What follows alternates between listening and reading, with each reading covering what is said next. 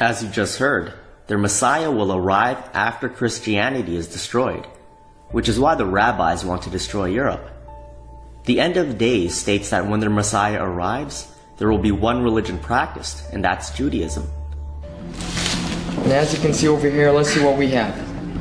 Okay, first of all, we have over here in Hebrew, Lemalot 70 Shana, to fulfill 70 years. The original verse, to fulfill 70 years, is when the Jews went out to exile, to the Babylonian exile. They were there for 70 years. And after 70 years, King Cyrus said, God, the Lord of the world, gave me permission to let you, the Jews, come back to the land of Israel. And look what he said. And he charged me to build him a house in Jerusalem. That happened about 2,500 years ago. And now, 70 years for the state of Israel, something happened again. One of the biggest leaders of the world, again, President Donald Trump, and here we see the seal of America.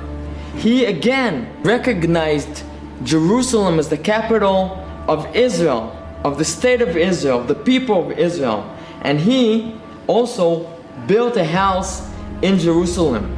But we don't want only the embassy. We hope, just as King Cyrus pushed us, the Jewish people, to rebuild the temple, we hope all the 70 nations and President Donald Trump, after he recognized Jerusalem as the spiritual, holy capital of the land of Israel, of the state of Israel, he will help us, the Jewish people, rebuild the third temple. And that's why we have the seal of America, the original Persian Empire. Can I ask, you said earlier that some of the temple is ready to be built in a prefab state. Is that true? Do you have part of the temple already built? And it's exactly what we said before. It's not enough to pray for the temple. And if you pray for something, you have to believe. And to show that you believe something, you have to do. So that's why we have a lot of vessels made. We have a big altar that was made.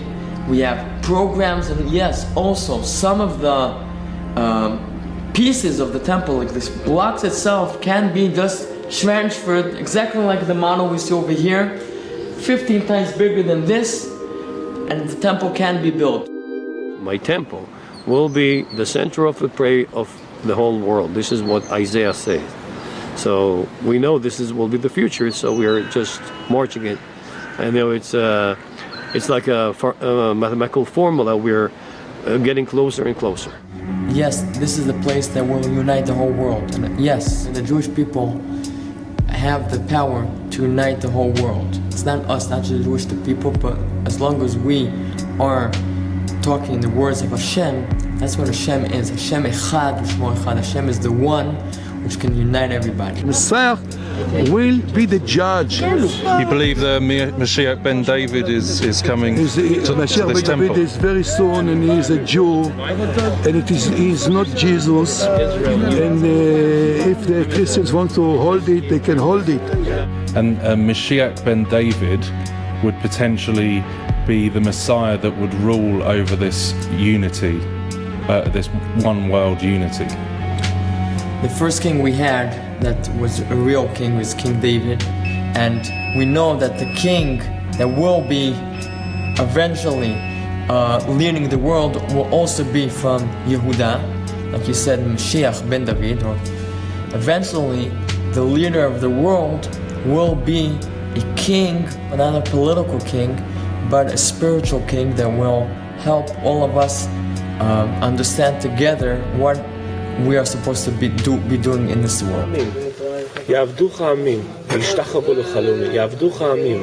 It says here, יעבדוך עמים. The lands will work for you. יעבדוך עמים. Do you believe that the Gentiles, the Goyim, will one day become the slaves of the Jews? So I believe it's part of the Torah. אתה חושב שהגויים יהיו עבדים של היהודים יום אחד? אמורים להיות. אוקיי, מה זאת אומרת, כאילו, אמורים להיות? לפי מה שכתוב בתורה, הגויים אמורים להיות העבדים שלנו. אוקיי, אתה חושב שזה באמת יהיה? כאילו מן אללה. האם אתה מאמין שהגויים יהיו עבדים של היהודים יום אחד? כן, זה כתוב בתורה. אוקיי, ומה זה אומר? בתורה אני מאמין. כן? ומה כתוב? כתוב בפירוש שהגויים יהיו עבדים שלנו? כן, כתוב שאחרי ביאת המשיח, אני אומר, כתוב אחרי ביאת המשיח, אני לא יכול להביא את הפסוק המדויק, אבל כתוב שאחרי ביאת המשיח יהיה מלחמה מאוד מאוד גדולה, ובסופו של דבר כן, הגויים יהיו עבדים של היהודים במשך תקופה, ואחרי זה העולם יחזור כאילו לקדמותו. זה מה שאני... אוקיי. הם חיות, הם קרויים בהמות, כתוב. כתוב, אתם קרויים מאודום ואין הם קרויים מאודום. זהו, אבל לא הם בהמות. נכון, לא כתוב שהם בהמות. אבל יש לזה הסבר על זה, נכון? למה הם... רגע, זה מה שאני רוצה להבין. רגע, שקט. אז כן, מה כתוב? זה מה שאני לא מבין. כתוב שאתם קרויים אדם, והגויים לא קרויים אדם, זה מה שכתוב. לא קרויים? לא קרויים אדם, לא קוראים להם אדם. אוקיי, אז מה קוראים להם? אדם זה אדמה לעליון. אדם הוא בן אדם שהוא שונה מהבהמה. עכשיו, הגויים מה שאין, כן? אלוקים עשה אותם בשביל שיעשו פה... בשביל לשרת את היהודים. כל הגויים שאתה רואה שיש בעולם, המיליארדים האלה, הם הכל רק בשביל שהיהודים יהיה להם איזה תועלת. עכשיו, אנחנו לא רואים את זה, אנחנו לא יודעים בדיוק. שנייה, כן, היות ואנחנו בגלות, אז אוטומטי עדיין הם עוד לא משרתים אותנו לגמרי, רק חלקית. כל אחד יהיה לו, כשמשיח יבוא, אז כל אחד יהיה לו אלפים עבדים, 2,800 עבדים. בינתיים, המשיח לא כאן, אז איך הם משרתים אותנו? הם בונים לנו רכבים, דירות, בניינים, הם בונים את זה, לנו, משרתים את היהודים. אבל יש גם יהודים שעושים את זה. בקושי. Do you see Jews and non-Jews as the same? Are you Jewish? Yeah. Are they Jewish? No. So what's the purpose of the question?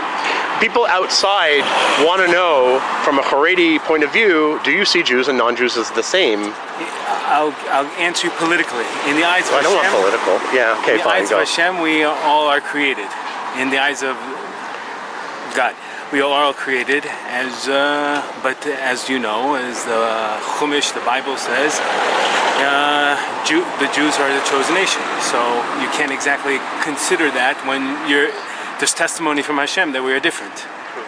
So it's not my opinion, it's Hashem's opinion. I just happen to follow Hashem. Do you see Jews and non-Jews as the same? כאילו שווה ערך. No. Okay, explain. I see Jews as the chosen nation. Okay. They were chosen by Hashem. Does it make Jews better? Makes Jews different. Okay. Like not all of our body parts are the same. They're all the same parts of the body, but there's the mind, there's the heart, there's the foot. They're not all the same. They're all part of the same body. Do they deserve the same rights? Let's put it that way. What Jews, non-Jews, rights? anyone who lives here, let's say, does everyone deserve the same? You treated the same. Let's put it that way. I think not. I think that this is the nation of the Jews, that the Jews should have more rights than non-Jews. Like, give me an example of a right that a Jew should have that a non-Jew shouldn't. Right now, there's the right for Jews to come to Israel and to get your citizenship, which isn't for all non-Jews. This is the land for the Jews. All the Jews can come and live here. I think that Jews should have more rights than non-Jews. On August 18th, at the Ramada Hotel in central Jerusalem, leading Israeli rabbis gathered to defend the publication of a book by one of their peers that cited rabbinic sources to justify the killing of non-Jews, including innocent children and families.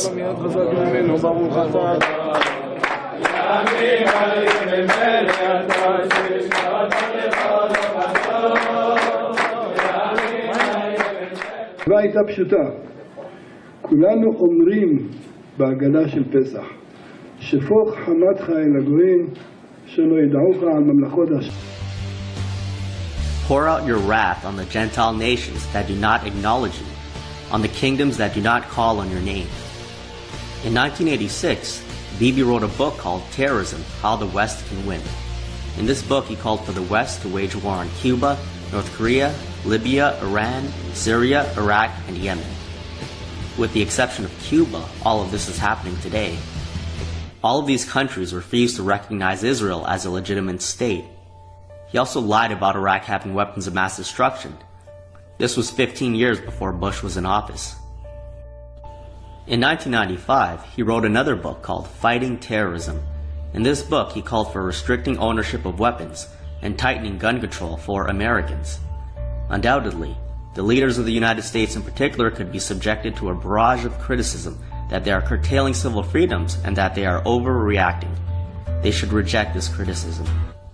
Bibi already has the Palestinians disarmed, and his government passed a law sentencing Palestinians to 20 years in prison for throwing stones.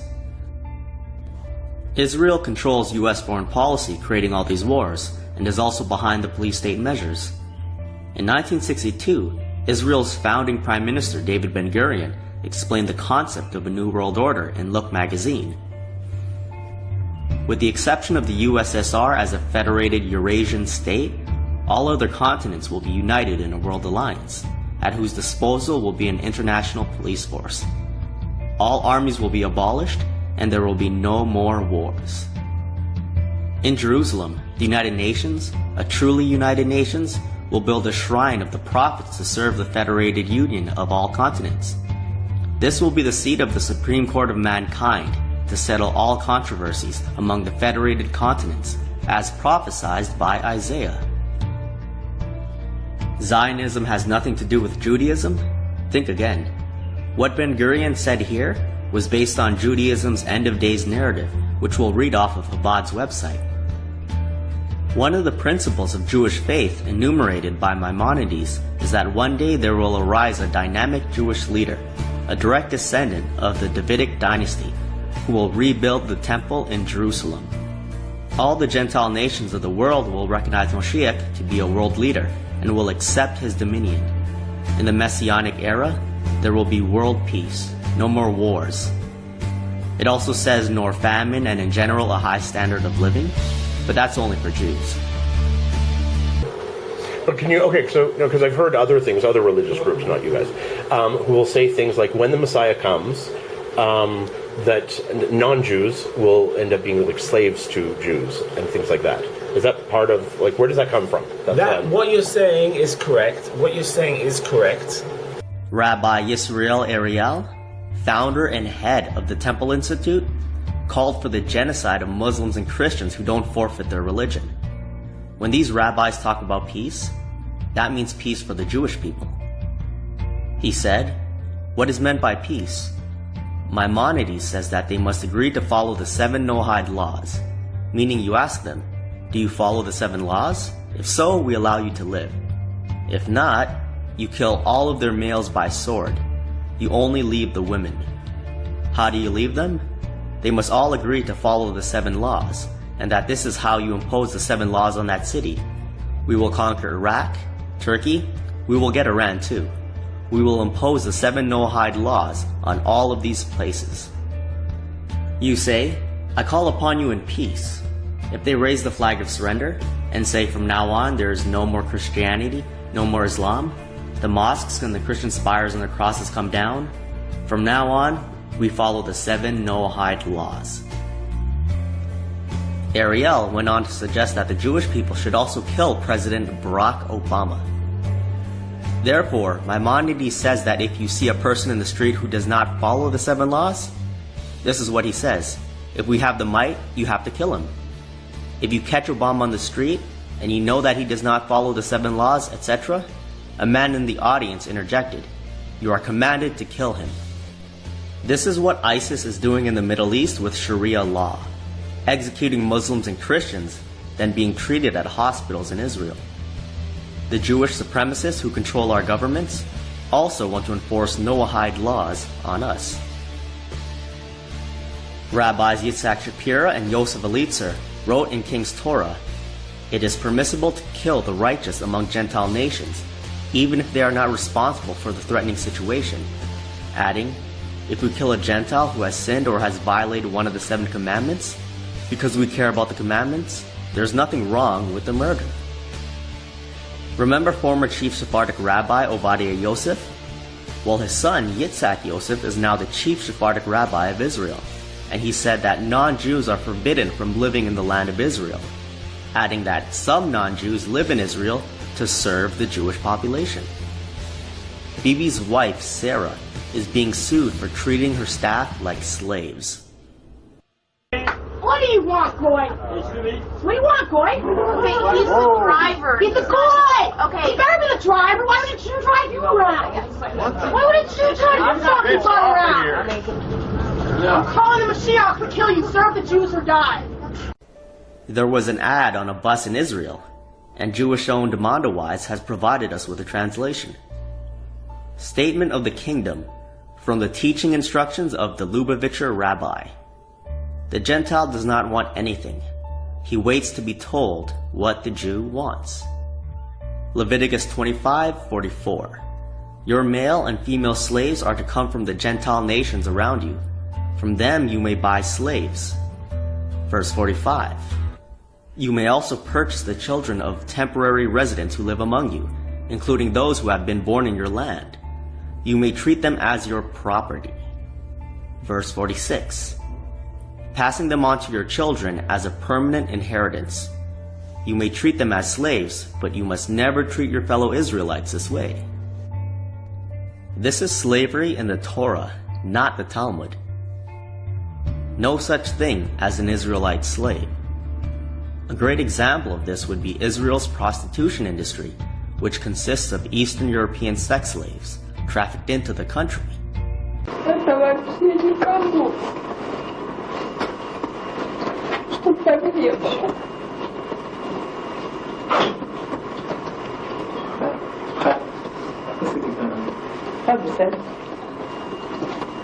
Потому что это ангел. Голодать. Никого ты не знаешь нигде. Чужая страна. Тебя как к этим обращаются как собаки. This is a billion-dollar industry. The government turns a blind eye to the point that the United Nations named Israel as one of the main destinations in the world for trafficked women. This has been our goal from Israel's first day. It was here that our temple stood, our kings ruled, our prophets preached. Jerusalem has been the focus of our hopes, our dreams, our prayers for 3 millennia. Why do you think thousands of years later the nation of Israel is back in existence? Why? Because the Zionist Jews have gone there with a plan and a desire to eventually rebuild that temple and dominate the entire world from Jerusalem. And they will rule over the Gentiles. That's what they believe. And they're going to do it with the Antichrist at the helm. And what's going to happen is they're going to rebuild the temple, and they're going to reinstitute the daily morning and evening sacrifice at the temple in Jerusalem. You will see animal sacrifices being performed once again. People will try to be politically correct and say Zionism has nothing to do with Judaism. Well, let's go to the Zionist Plan for the Middle East by Professor Israel Shahak. In his Complete Diaries, Volume 2, page 711, Theodor Herzl, the founder of Zionism, says that the area of the Jewish state stretches from the Brook of Egypt to the Euphrates. Herzl took that from the Torah, Genesis 15:18. On that day the Lord made a covenant with Abraham, saying, I give this land to your offspring, from the Brook of Egypt to the Euphrates River. Justice Minister Ayelet Shaked and other members of the Israeli government admit that they believe this. In Herzl's book, The Jewish State, he often refers to Israel as the Promised Land.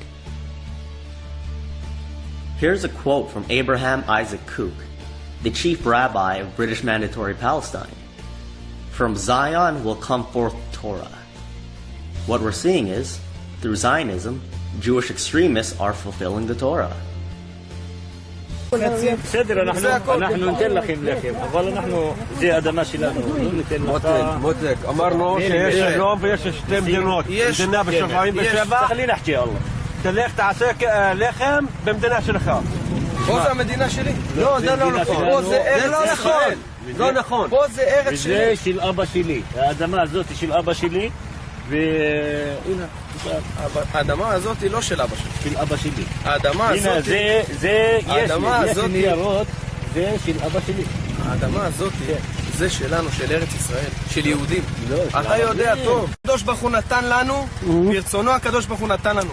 שיבוא משיח בן דוד, אתם כולכם, תצלם רגע את כולם, תצלם את כולם. אתם כולכם, אתם תהיו עבדים שלנו אם תהיו ראויים, אם תתנהגו יפה. The Rothschilds are known for banking. Usury, that slavery, that comes from the Torah. כאשר ואהבת גויים רבים, you'll lend to the גויים. Okay, I don't know that word. ואהבת גויים רבים, ואתה לא תעבוד, and you won't borrow. You'll lend them the money. ומשלת בגויים רבים, you rule over the גויים, ובך לא ימשלו. they won't rule. Yeah.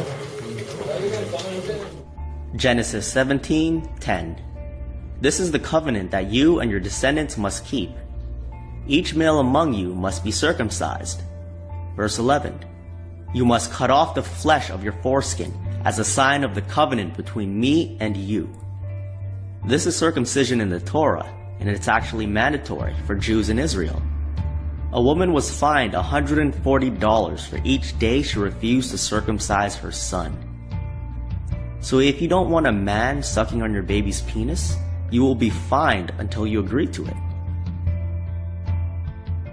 Mishnah Torah, Sefer Kedusha, Isurei Biyah, verse 1.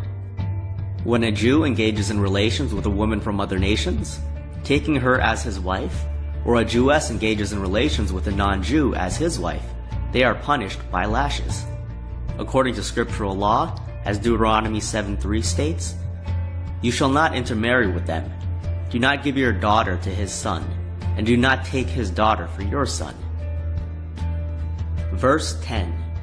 If, by contrast, a Jewish male enters into relations with a Gentile woman, when he does so intentionally, she should be executed. She is executed because she caused the Jew to be involved in an unseemly transgression, as is the law with regard to an animal.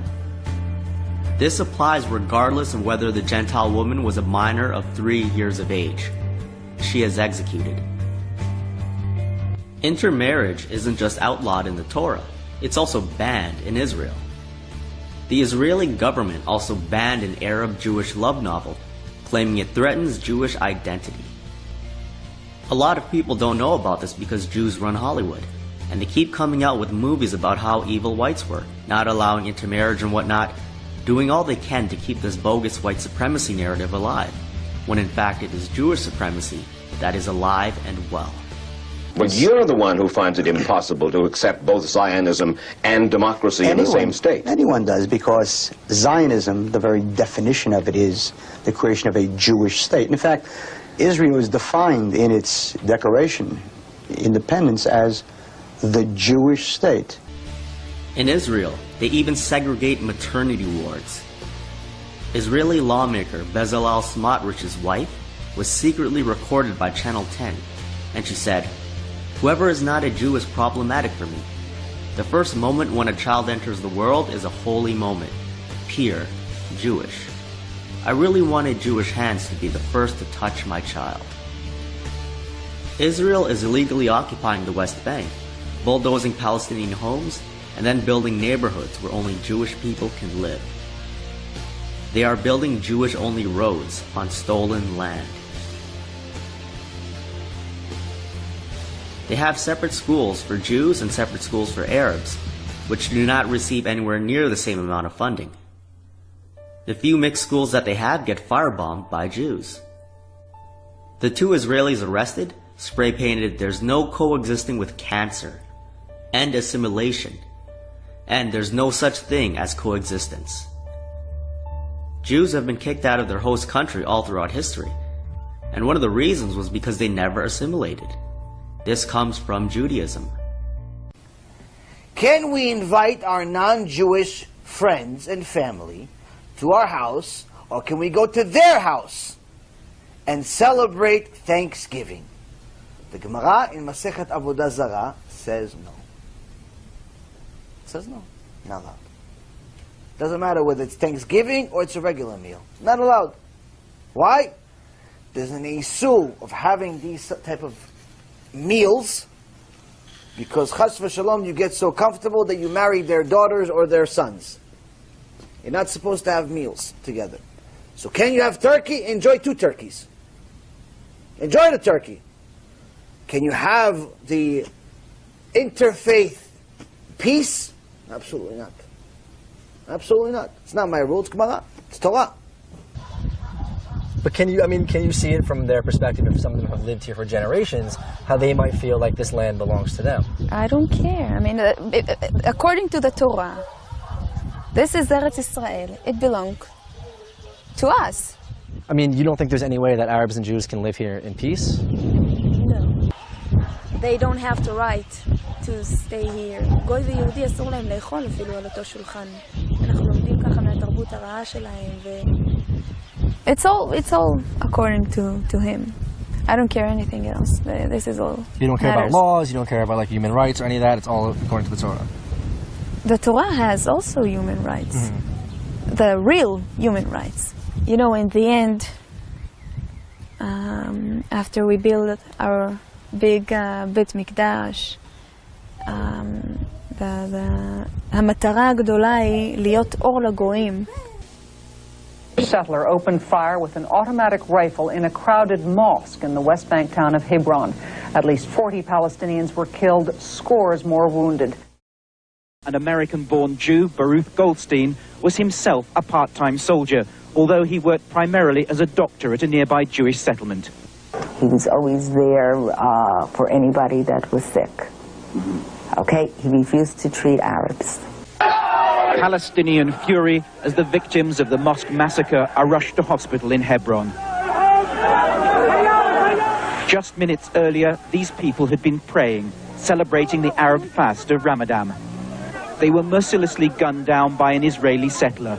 Doctors say most were shot in the back as they knelt to pray.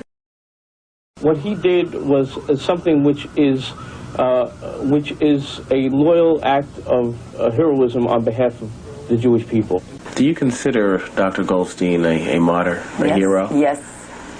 Yes. You consider him a hero? I most certainly do. I was proud to know him, and I think he's one of the finest people I'd ever met. Even after what he's done? Even after. There's no question about it, he was a great man. There's no question about it. This was desperation for a man who was a moral man for every instant of his life. They deserved it, and they got what they deserved. The most upsetting part of this whole thing isn't that the Arabs were killed. It was that Dr. Baruch Goldstein was killed. I wish I had the guts to do it too. As night fell and they walked towards the cemetery, a woman shouted, Baruch Hatzedek! Baruch Hatzedek. It was spoken with a thick American accent and it meant Baruch, the saint. It is important for the Israelis to shift attention somewhere else and make the world forget what Goldstein did. Immediately after the Goldstein attack, the Israeli Secret Service clandestinely planted a bomb in a Catholic church in Lebanon, hoping to kill hundreds of Catholic worshippers, a bombing which would then be blamed on the Arabs, and in this way shift media focus onto the Arabs. Arab attacks and 50-year-old Holocaust tales from World War II are what the Israelis seek to keep constantly in the news any way they can. What was also familiar was his political outlook. He was very critical of the peace process. His hero and good friend was the late Rabbi Meir Kahane. Today, after the attack, Israeli militants hailed him as a hero, the son of Meir Kahane, calling him a Samson of his time. Many Jews celebrate Samson, who was the original suicide bomber. And they celebrate Baruch Goldstein as well, knowing that he shot people in the back while they were praying. They celebrated his mass murder then, and are still doing so to this day. After Baruch Goldstein murdered 29 people and wounded over 100 others, Chabad Rabbi Yitzhak Ginsburg wrote his most infamous work. a pamphlet titled Baruch HaGiver, or Blessed is the Heroic Man, that investigates the spiritual and moral virtues of Goldstein's massacre. The title, perhaps not incidentally, also involved Goldstein's own name, suggesting that he was the heroic man. The life of Israel is more important than the life of Goyim, Ginsburg wrote there. If there is a chance, even a slight one, that the Goy will work, even indiscreetly, to harm the life of Israel, then you don't care for the life of the Goy. Moreover, the best Goy is a dead one. The Hebrew version of the Talmud states that the best of Gentiles should be killed. This is confirmed by the Jewish Virtual Library. For over 20 years, Ginsburg's schools have been financed by the Israeli government to the tune of over 1 million shekels. Published financial records show he was receiving hundreds of thousands of shekels a year. Baruch Goldstein actually visited Rabbi Dov Lior for instruction. After he massacred dozens of people, the rabbi ruled that Goldstein was holier than all the martyrs of the Holocaust. It doesn't stop there. Menachem Livni, who was convicted of murders, headed a terror organization dubbed the Jewish Underground. He testified that the spirit behind the Underground was Lior, and not just for his preaching and religious rulings regarding the need to murder Arabs or killing innocent people. Lior, according to the testimony of the murderer, was involved in the details and decided how and when they would act. Lior pressured the hesitant perpetrators to blow up 6 buses with all their passengers. The buses were loaded with explosives with the object of killing hundreds. Only the delay enabled the Shin Bet security service to arrest them at the last minute. The order came down. Lior was not to be arrested, tried, or even seriously interrogated. He was also being financed by the Israeli government, receiving tens of thousands of shekels every month. His job was to combine Torah studies with military service. Lior has also said that Jewish law permits the destruction of Gaza, take crushing, deterring steps to exterminate the enemy. Samuel 15:18. And the Lord sent you on a mission and said, go and utterly destroy the sinners, the Amalekites, and fight against them until they are exterminated. In the Torah, there is a group of people called Amalek who have to be genocided. Problem is, you have rabbis labeling the Palestinians Amalek, and even going far as calling for Palestinians to be put in death camps. ברמב"ם כתוב שאיך יודעים מי המשיח? אם הוא יהיה מלך והוא יכבוש את כל ארץ ישראל, יקים את בית המקדש ויחריט את זרעו של עמלק. זה שלושת המרכיבים. For their Messiah to arrive, they need to conquer the land of Israel, which is Palestine, rebuild the temple in Jerusalem, and genocide their enemies, which is clearly what they are trying to do. Here with 150,000 lunatics in the Jewish settlements. Those are not ordinary Jews. Those people are there looking at us as Palestinians as subhumans. They think that God is directing them to kill us, and their aim is open. They hate us, they're racist, and they're lunatics, and they are protected by the army. 100,000 lunatics? 100,000 people who believe that Palestinians must be driven out. Ethnic cleansing is in the Torah. Numbers 33:55. But if you do not drive out the inhabitants of the land, those you allow to remain will become barbs in your eyes and thorns in your sides. They will give you trouble in the land where you live. Israeli lawmaker Moshe Feiglin openly called for ethnic cleansing, calling for civilians to be put in concentration camps. He said Gazans should be given generous incentives to relocate after all fighters and their supporters killed. No 2 states for 2 people. There was only 1 state for 1 nation. Chabad Rabbi Manis Friedman was asked, how should Jews treat their Arab neighbors? He said, destroy their holy sites, kill men, women, children, and cattle. He justified his statements by bringing up the Old Testament.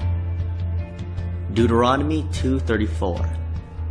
We conquered all his towns and completely destroyed everyone, men, women, and children. Not a single person was spared. This is more ethnic cleansing and genocide in the Torah. The Torah and the Talmud are equally dangerous. There is such a concept in Jewish law as any population, and under very, very specific circumstances, according to various rabbinic opinions, it would be seemingly permissible to kill children.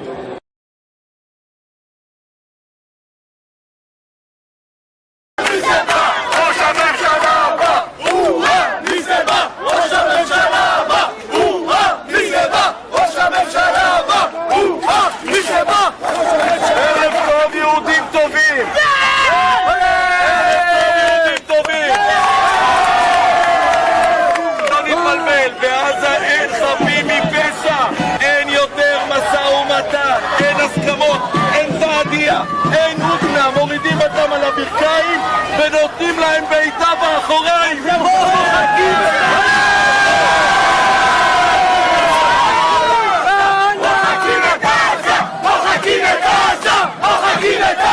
מה זה 200 גיחות רק 15 הרוגים? אנחנו רוצים 15 גיחות עם 2,000 הרוגים.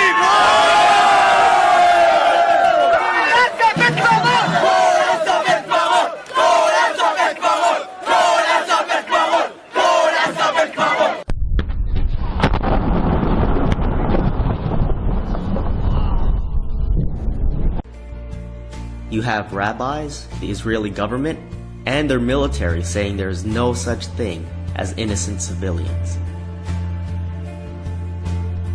Thou shalt not murder applies only to a Jew killing another Jew. Rabbis Yitzhak Shapira and Yosef Elitzer admit this in King's Torah. Shabtai Shavit, former head of the Mossad, said that they contemplated killing Mordecai Benunu, an Israeli nuclear technician who released details about Israel's nuclear reactor in Dimona. They didn't kill him because Jews don't do that to other Jews. Whereas it's okay to kill non-Jewish babies. Yitzhak Shapir said he has no regrets for writing King's Torah, adding that killing of enemies' children is permissible in order to defeat an evil king or tyrant. Jews were taken to Palestine as refugees. Then they decide to view the inhabitants of that land as an evil king that has to be eliminated. This is what the settlers believe. An infant and his parents were burned to death by settlers. Afterwards, they graffitied "Long live the Messiah." Meyer Ettinger, who was involved in the attack, spent only 10 months in detention, not a single day in prison. Former head of the Mossad, Shabtai Shavit, and the former head of Shin Bet, Carmel Golan, admit that Israel chooses to ignore hate crimes done by Jews. Jewish Encyclopedia, Gentiles. The Mishnah, bearing such facts in mind, therefore declares that if a Gentile sue an Israelite, the verdict is for the defendant. If the Israelite is a plaintiff, he obtains full damages.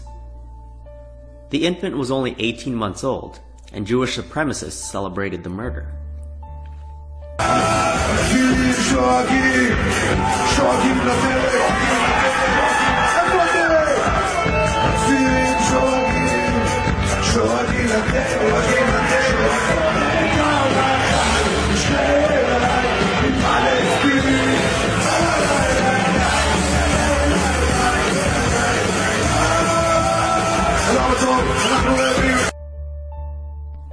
Then Foreign Minister Avigdor Lieberman called for disloyal Israeli Arabs to be beheaded. Can you imagine if someone said, Jews who are disloyal to the United States should be executed? Bibi specifically asked Lieberman to be the new defense minister, and he accepted. He said what he said, then was promoted to a position to kill people. Then Economy Minister Naftali Bennett said, I've killed lots of Arabs in my life, and there's no problem with that. He went on to become the education minister. Israeli professor Nurit Pled El-Hanan actually wrote a book about how racist Israel's education system is. The kids are taught to kill Arabs and to hate Europeans. מה דמיינת? שאני הורגת אנשים ערבים. אני מדמיין שכל פעם אני רואה מולי ערבי מת, זה ממש שמח אותי כבר יותר. באת לטנק, יורה בכולם, טק טק טק טק, הורגת את כולם? איך הרגש? הרגשתי מאושרת. וכמה אנשים אתה חושב שאתה תצליח להרוג שתהיה חייל? 85. Rabbi Dov Lior, said that the Paris attacks are punishment for the Holocaust. The wicked ones in blood-soaked Europe deserve it for past treatment of Jews.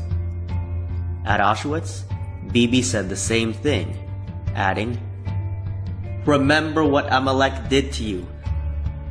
Bibi is labeling the Germans Amalek, and now the Germans have to be genocided. Why do you think Germany is getting flooded with migrants? Every year, Israelis protest outside the German embassy on Holocaust Remembrance Day, and they said, "We are commanded in the Bible to remember what the evil Amalek did to you." That means to genocide. Rabbi Baruch Efrati said that the Islamization of Europe is a good thing. Jews should rejoice at the fact that Europe is paying for what it did to us for hundreds of years by losing its identity. If you've listened to Jews, they often say never forgive, never forget. Europeans pogromed and kicked Jews out of their countries repeatedly throughout history. The Jews hate Europeans far more than they hate Muslims. This orchestrated migrant crisis is motivated by revenge. Israeli lawmaker Mikhail Ben-Ari ripped up a New Testament that was given to him by a Christian organization. Yet Christian evangelicals donate tens of millions of dollars a year to Israel. These people are retarded. There are two great allies for Jewish Israelis. There are two great allies for the Israeli state. They are Christians and they are conservatives. And I think that it would be becoming of Israelis to understand that we're here. We stand shoulder to shoulder with you. We love your country. We love your freedoms. We love your culture. We love your history. And we want to stand with you in defending all those beautiful things. There are a lot of Jews who will infiltrate right-wing movements and talk about white genocide, then say that Israel is not behind it and that you should support Israel. When you bring up Jewish involvement, they'll say, "Oh, well, they're just leftist Jews." Well, rabbis write letters to Trump urging him to bomb Syria. Rabbis write letters to Trump urging him to accept refugees. Meanwhile, in Israel, they call for Jews not to rent apartments to non-Jews. They're not doing this because they're leftists. They're doing this because they're psychopaths. Bibi explained why Israel is not taking any refugees from the wars they created. He said, "We are determined to turn Israel into a world power, and not only to defend ourselves, but also to be a light unto the Gentile nations." No offense, Nazis. I don't want to hurt your feelings, but I don't like you. I like Jews. The miracle of Hanukkah is the miracle of Israel. The descendants of Abraham, Isaac, and Jacob have endured unthinkable persecution and oppression, but no force has ever crushed your spirit, and no evil has ever extinguished your faith. And that is why the Jewish people shine as a light to all nations. Hanukkah is a time for Jewish families around the world to celebrate the miracles of the past and promises of the future. On behalf of all Americans, I also want to say how grateful I am for Jewish congregations throughout our country. You cherish your families, support your communities, and uplift our beloved country.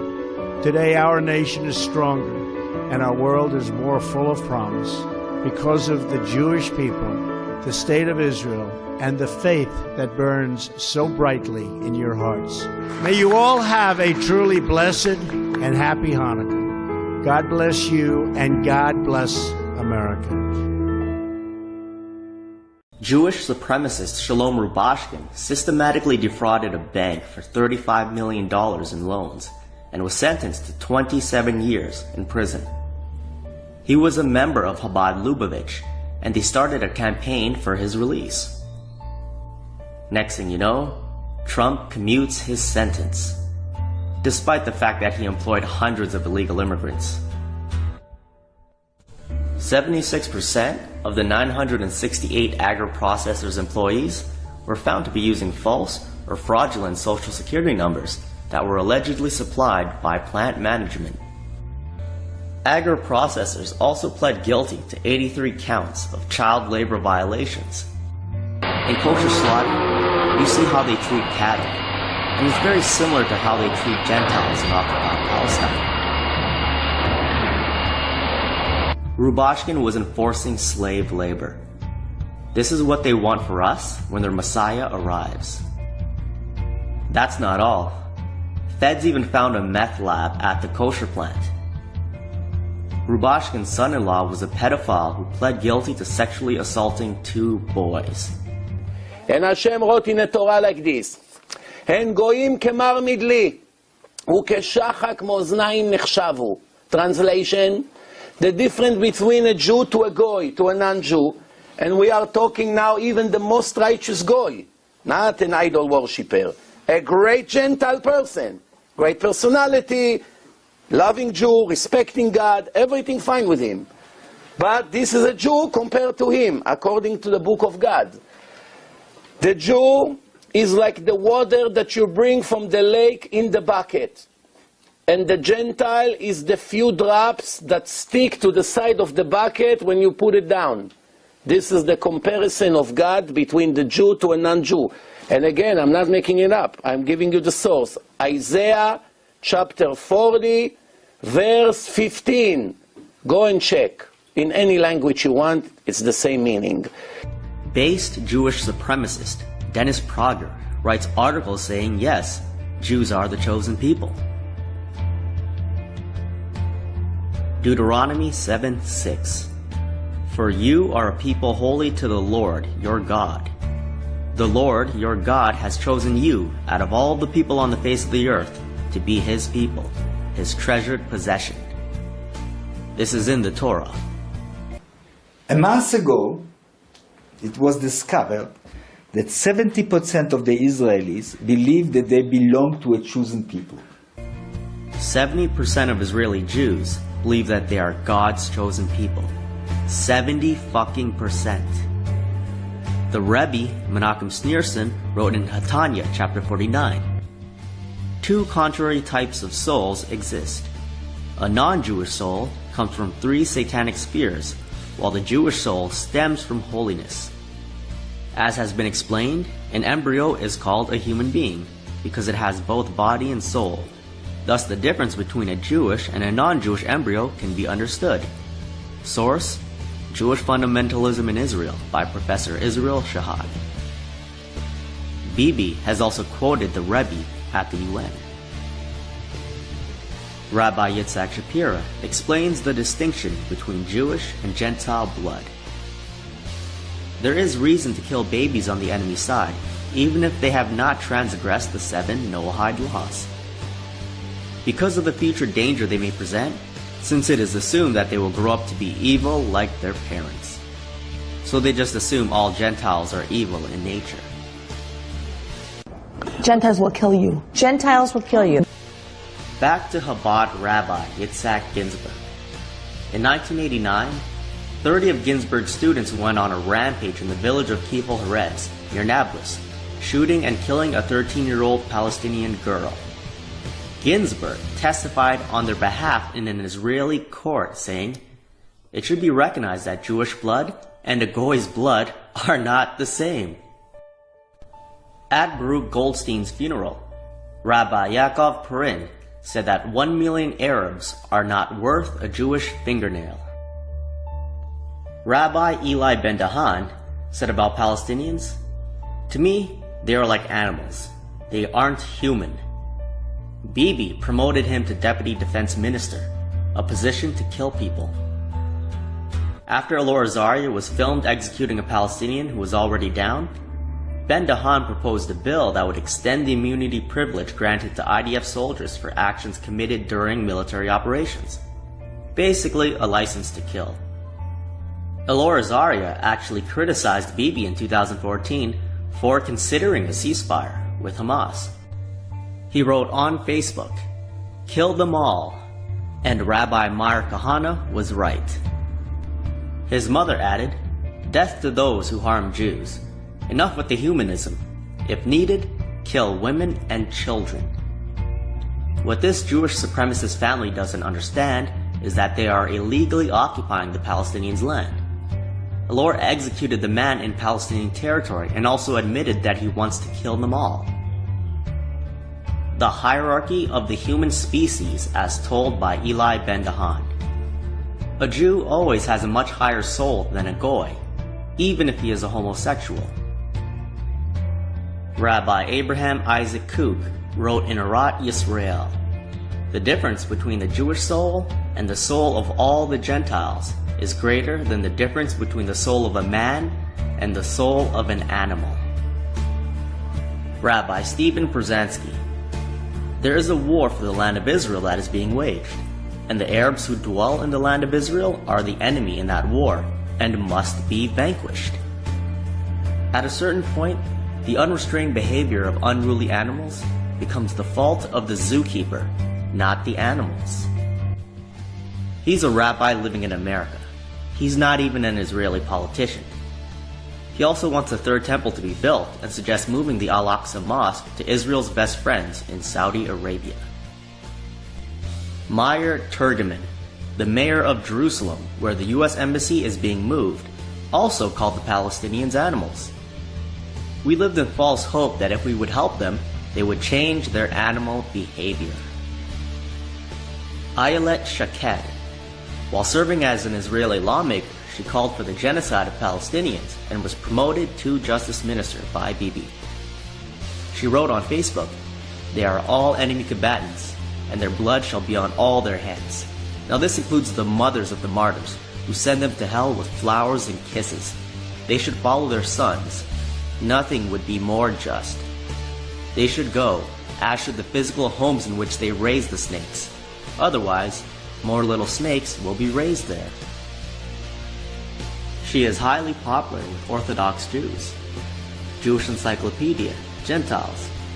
"The best among the Gentiles deserves to be killed. The best of snakes ought to have its head crushed."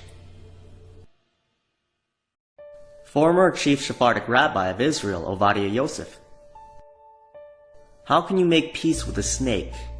Those evildoers, the Arabs, it says in the Gemara that God is sorry he ever created those sons of Ishmael." Back to the Jewish Encyclopedia. "They held that only Israelites are men. Quoting the prophet, 'Ye my flock, the flock of my pastor, are men.' Gentiles they classed not as men, but as barbarians." Rabbi Stuart Weiss writes in the Jerusalem Post that Palestinians are subhuman creatures. Yitzhak Shamir, while Prime Minister, said, "We say to them from the heights of this mountain and from the perspective of thousands of years of history that they are like grasshoppers compared to us." Shamir was a member of a Jewish terrorist group called the Stern Gang. They assassinated Count Folke Bernadotte, a member of the Swedish royal family serving as the UN Security Council mediator in Palestine. They also assassinated Lord Moyne, the British Minister of State in the Middle East. So you're racist? Of course not. Of course not. But there is a basic difference between Jews and non-Jews. We are God's chosen people. And if the Jewish leaders don't like that, then they can burn their local Bibles. But don't burn Kahana. Thanks to their friends in the Western media, the Israelis were able to put a propaganda cloak over these massacres to disguise the racist contempt the Jews felt toward non-Jewish Arabs. This veil of alibis and illusion began to be penetrated, however, with the rise in the Israeli state of a New York rabbi from Brooklyn, Meir Kahana. Kahana was the embodiment of all that the Talmud teaches. He was vicious, sadistic, and racist, characteristics he shared with all Israeli government leaders. But Kahana differed from them in one key respect. He was honest and forthright about what Judaism actually stood for. He openly admitted that it was the Talmud, Judaism's holiest book, that gave the Israelis the right to murder, to hate, and to subdue. Finally, the mask was off, and Judaism could be seen for what it truly is. Kahana called the man a dirty Arab. Kahana often refers to Arabs as dogs. I want to make it clear to those dogs that are standing there, there is no such thing as an Arab village in the state of Israel. Remember Meyer Ettinger, who burned alive the 18-month-old child? Well, he's actually Meyer Kahane's grandson and is a prize student of Yitzhak Ginsburg. Ginsburg told the New York Jewish Week that halakha, or traditional Jewish law, would probably permit seizing an unwilling non-Jew for a liver transplant to save the life of a Jew. Jewish life has infinite value, he told the newspaper. There is something infinitely more holy and unique about Jewish life than non-Jewish life. New York Times finds disproportionate role of Israelis in world organ trafficking. IDF Chief Rabbi Eyal Karim, before he was promoted, said that Jewish law permits raping Gentile women as a way to keep up morale. He then gets promoted to a position telling the military how they should conduct themselves. Despite the revelations, Israeli Chief of Staff was never in any doubt that Rabbi Karim was the right appointment. Talmud, Yevamot 60b.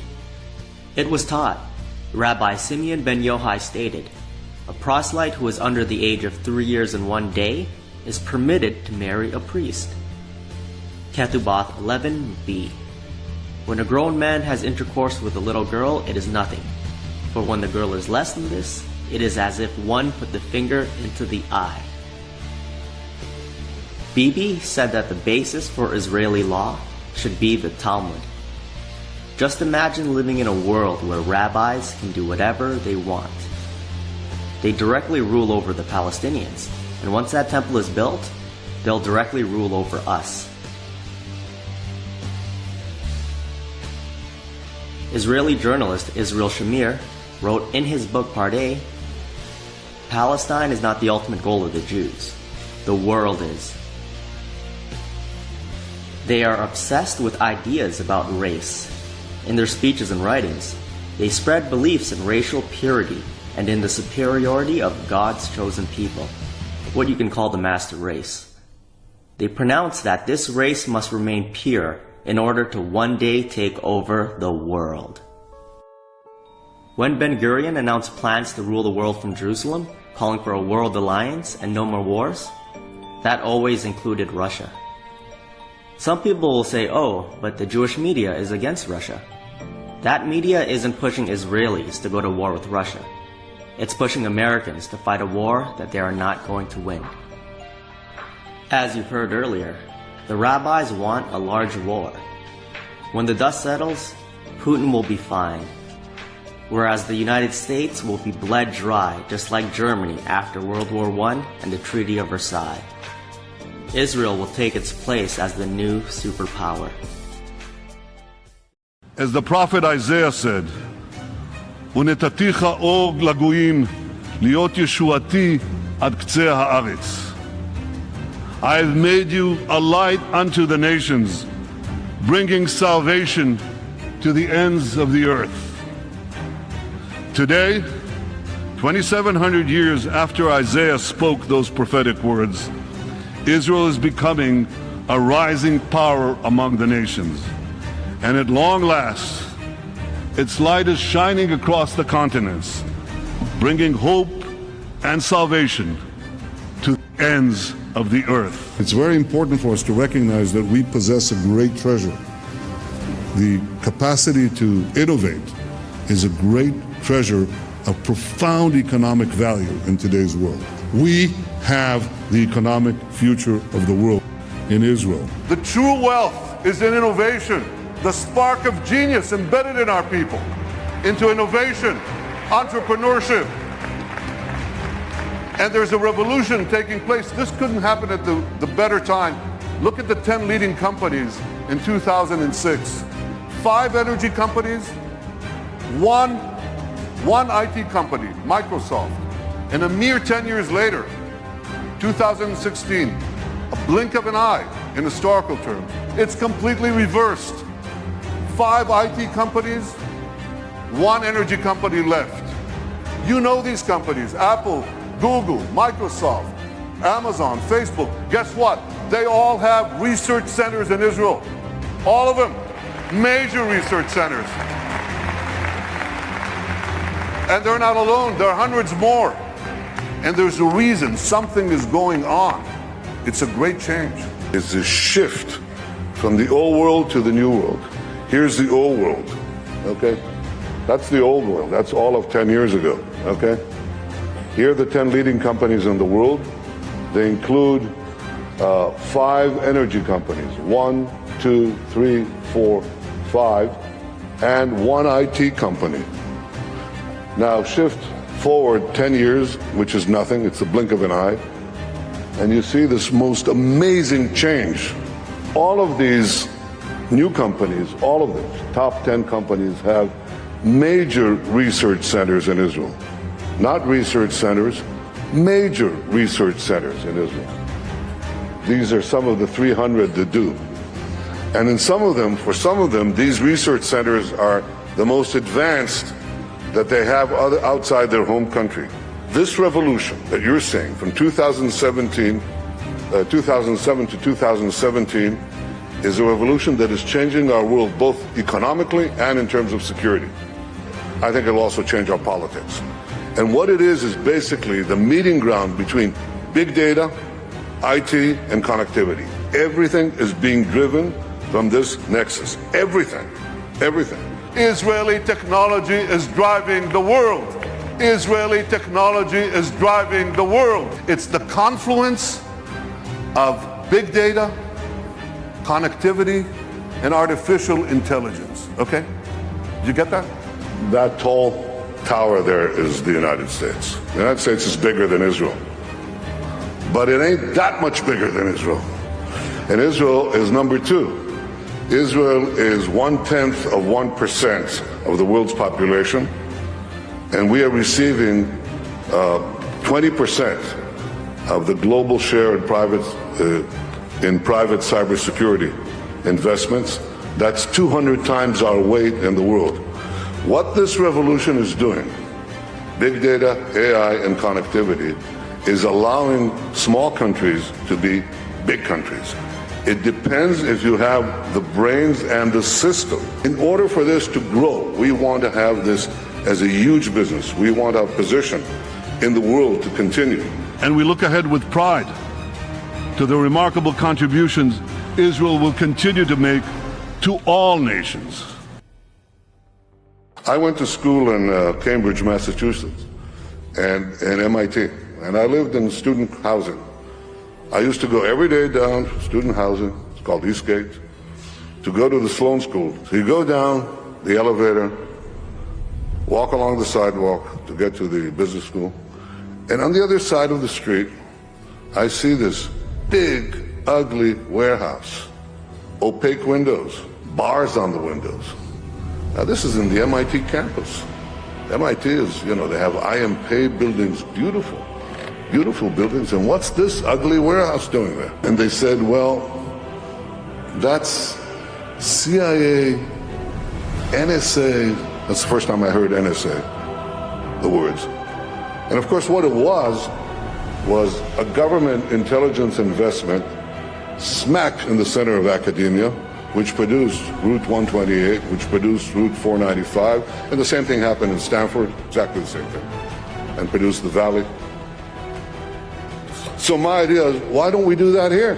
I decided several years ago to turn Israel into one of the 5 cyber powers of the world, and that required allowing this combination of military intelligence, academia, and industry to converge in one place. Our NSA, which is called Unit A200, it's pretty big.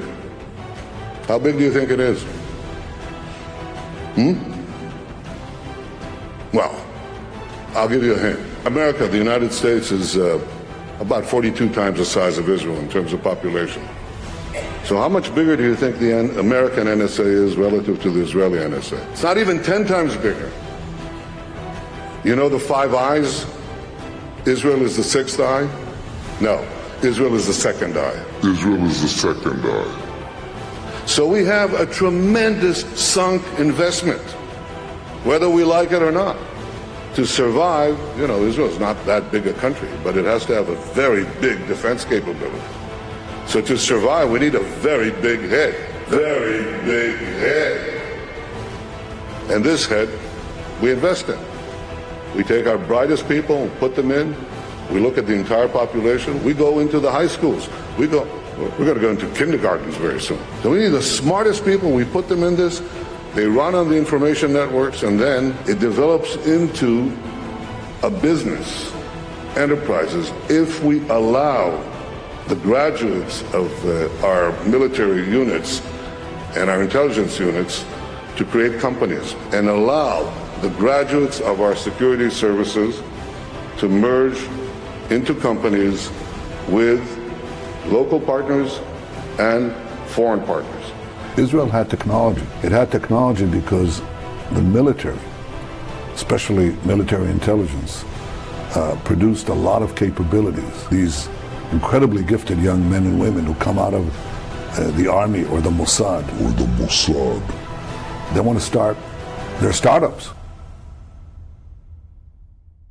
Now here's how the dots connect.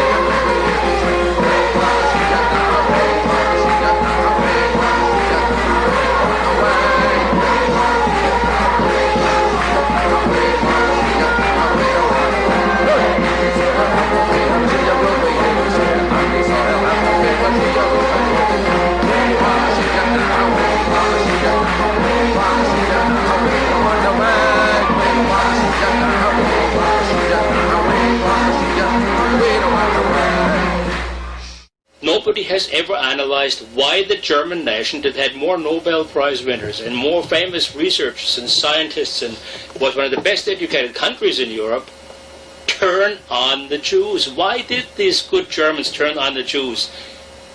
who had more Jews living amongst them than even percentage-wise live in the United States today. Why was that? I'm sure Jews never asked themselves this question. I'm sure I'll get the answer from you now. Yeah, I can give you the answer. Please. Because they displayed the same voracious ethnocentrism, power-grabbing, influence peddling, buying of politicians, dominating of the public airwaves and the public media in Germany and so on, that they display in the United States.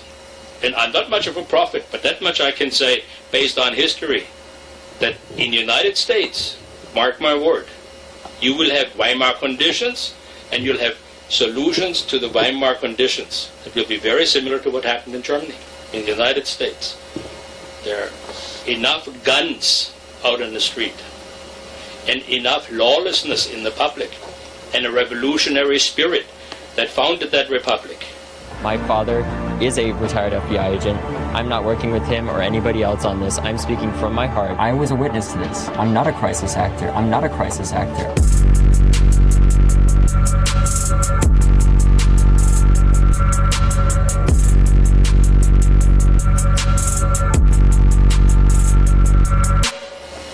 This is not Germany, where the only people that had guns were hunters and soldiers and policemen. The United States is armed to the teeth. They have a spirit of revolution in their blood. Their heroes are people who turn against what they call tyranny and foreign occupiers and so on. When the day will come, it will be a happy day for you? It will be not a happy day for me. I believe in karma. I believe in karma.